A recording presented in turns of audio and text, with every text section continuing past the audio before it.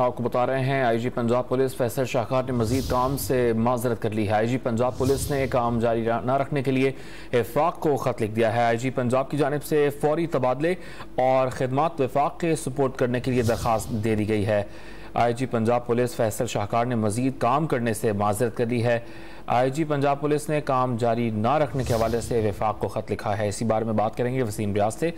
वसीम बताएगा, IG Punjab police के इक़दाम की कोई वजह सामने आ सकी है?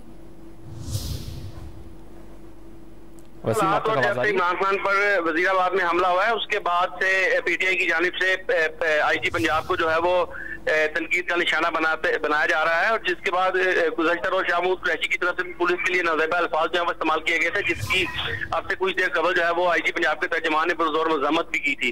पर अब आईजी पंजाब फैसल शाहकार की तरफ से एस्टेब्लिशमेंट को खत जो है वो लिखा गया है, जो खत भी सामने आ गया, जिसमें उन्होंने कहा गया है कि वो मौजूदा सूरत हाल में मजीद अपनी सीट पर काम जो है वो जारी नहीं रख सकते। उनका कहना है कि उनको फौरी तौर पर पंजाब से तबादला करके उनकी खिदमत जो है वो वफाक के सपोर्ट कर दी जाए।